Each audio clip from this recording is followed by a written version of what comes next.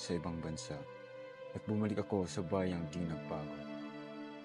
Nababalot ng katahimikan at takot.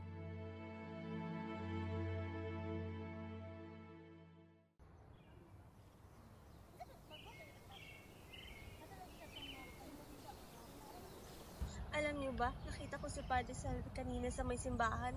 Nadulas, salas na tapon ko ang abaniko ko sa kakatawa.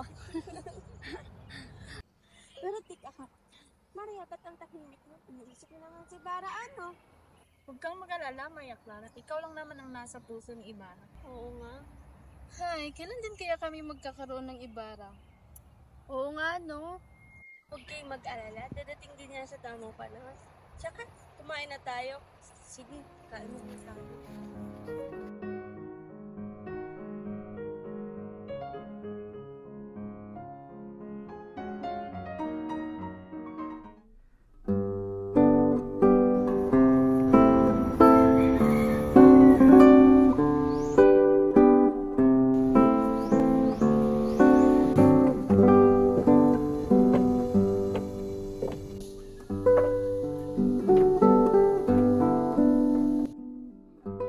Maligayang pagdating, Doña Victorina, Don Tiburcio, at Padre Salvi. Tumuloy kayo sa aming pamamahay. Tumuloy kayo.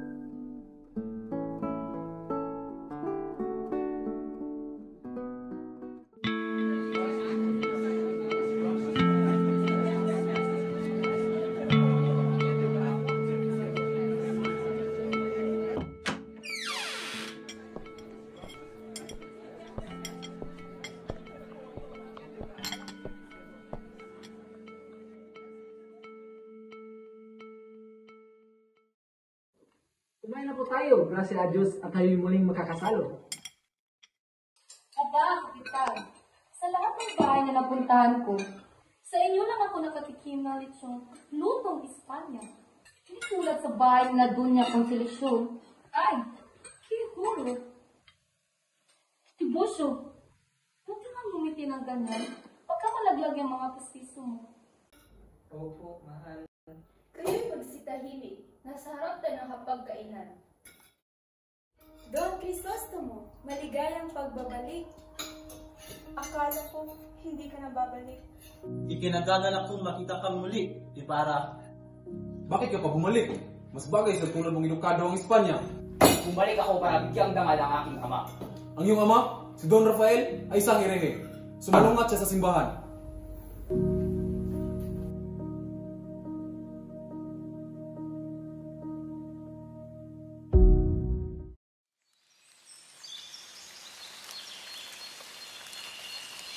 Magandang umaga, Don Crisostomo. Magandang umaga din sa iyo. Narinig kong may balak kang magpatayo na paaralan sa San Diego, isang marangal na layunin. Oo, Padre.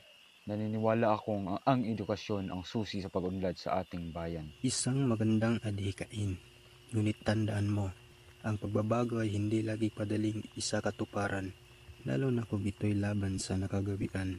Nauunawaan ko po. Ngunit kung hindi tayo kikilos ngayon, kailan pa?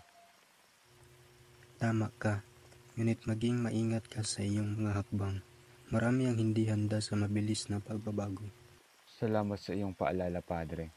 Sisikapin kong maging mahinahon at maingat sa aking mga desisyon. Mabuti. Nais kong makita kang matagumpay sa iyong mga layunin.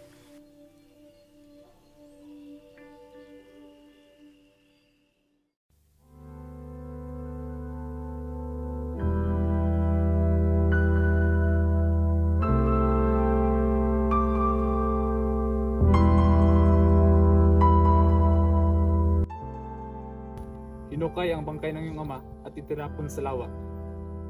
Sino ang nagutos nito? Si Padre Damaso.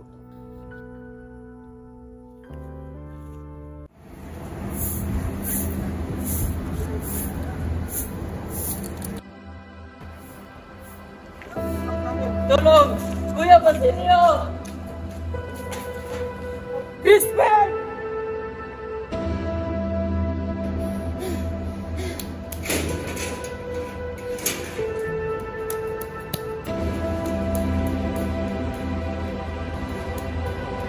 Crispin!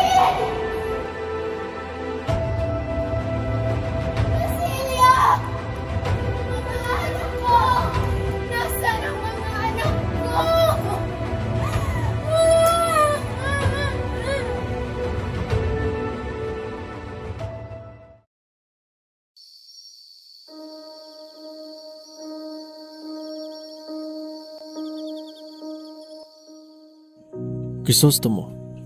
Ama, ikaw ba iyan? Ako ito, anak. Dumating ako para gabayan ka. Napakaraming nangyari, Ama. Ang iyong pangalan ay nilipas tanganan. Ang iyong bangkay ay nalis sa libingan. Ang dangal ay hindi mawawala sa libingan, anak. Nasa gawa at alaala ito. Nais kong baguhin ang ating bayan.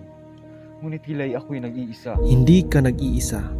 Ang katotohanan ay katarungan ay laging kakampi ng may dalisay na layunin. Paano ko sisimulan? Sa edukasyon, itanim mo ang binhi ng kaalaman. Mula roon tutubo ang pagbabago. Salamat, Ama. Maging matatag, anak. Ang landas ng katotohanan ay hindi madali. Ngunit ito ang tama.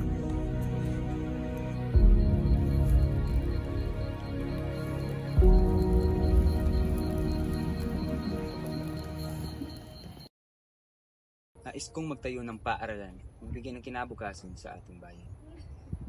Ibarra, may iniwang sulat ang aking ina. May lihim dito tungkol sa aking pagkatao. Sabay nating harapin to, pangako.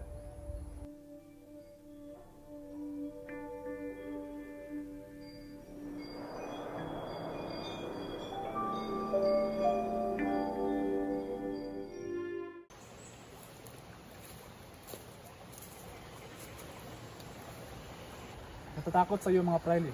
Wawakasan kanila. Hindi ako gagamit ng dugo. Gagamit lang ng mga ubuwa. Kung gayon, maghanda kang bumagsak mag-isa.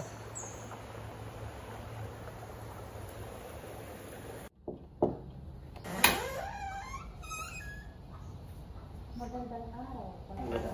Luto ka, baby.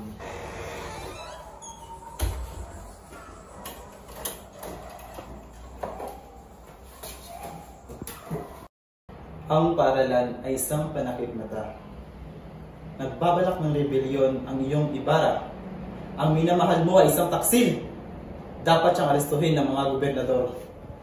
Kasinungalingan! Malatado na siya. Ang tanging paraan upang mailigtas mo ang minamahal mong Ibarra. Pumasok ka sa kumbento. Huliin natin siya bago pa man magsimula ang aralin. Maililigtas mo ang iyong minamahal ng Ibarra kung papasok ka sa kumbento. Isusuko ko ba ang pag-ibig upang iligtas siya, Padre Salvi?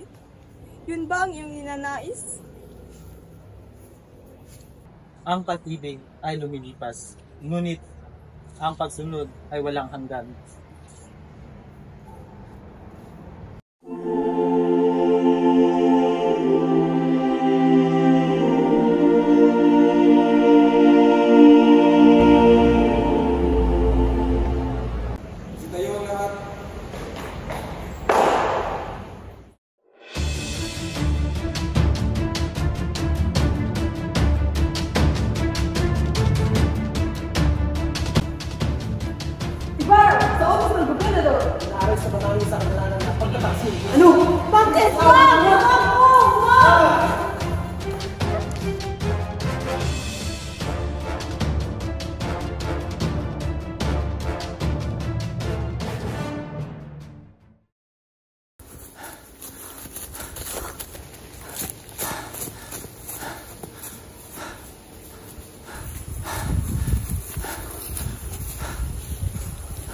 Nasaan si Maria Clara? Wala na siya. Pumasok siya sa kumbento para iligtas ka. Kung ganun, wala na akong natitirang dahilan dito.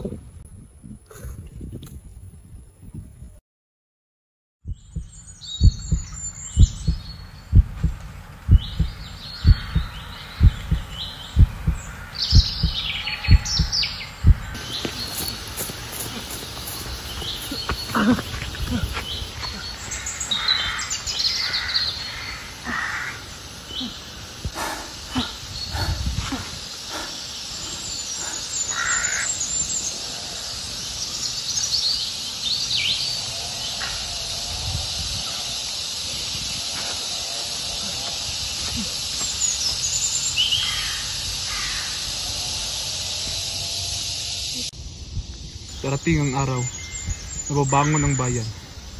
Ilibing mo ako at ipanalangin mo ang iyong ina.